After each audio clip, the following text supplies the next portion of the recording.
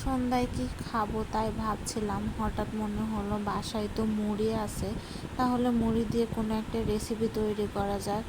তার জন্য মুড়ি নিলাম একটু। মুড়িটা ভালো করে ধুয়ে নিতে হবে যেন কোনো ময়লা না থাকে।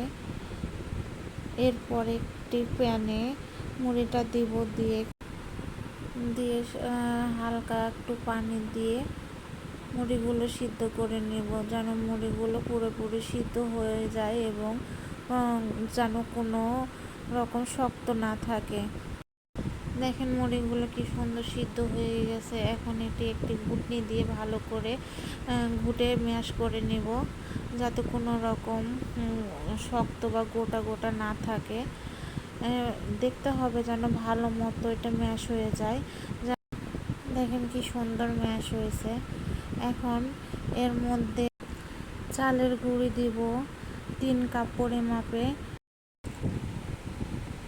এরপরে একটু কাঁচা মরিচ, 2টো ডিম, তারপরে পেঁয়াজ কুচি, হাফ চামচ হলুদ, স্বাদ মতো লবণ, 1 চামচ জিরে গুঁড়ো, ধনের পাতা কুচি দিয়ে ভালো করে মাখিয়ে নেব।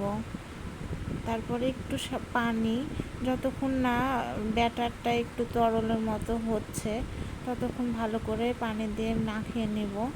এরপরে একটু প্যানে পরিমাণ মতো তেল দিয়ে ব্যাটারটা দিয়ে সুন্দরভাবে ব্যাটারগুলি দিয়ে ভালো করে ভাজতে হবে। ভাজার সময় চুলার আঁচটা মিডিয়াম টু লো আঁচে রাখবেন, যাতে করে যান তাড়াতাড়ি না পুড়ে যায়। এবং আস্তে জ্বালা দিলে সুন্দরভাবে ভিতর পর্যন্ত পাকোড়াগুলো মচমচে এবং ভিতরটা নরম হবে। এবং বাদামি কালার হলে পাকোড়াগুলো উঠায় নেব এবং গরম গরম পরিবেশন করব সসের সাথে। কি দারুণ সুন্দর হয়েছে! একবার হলেও বাসায় ট্রাই করবেন আপনারা।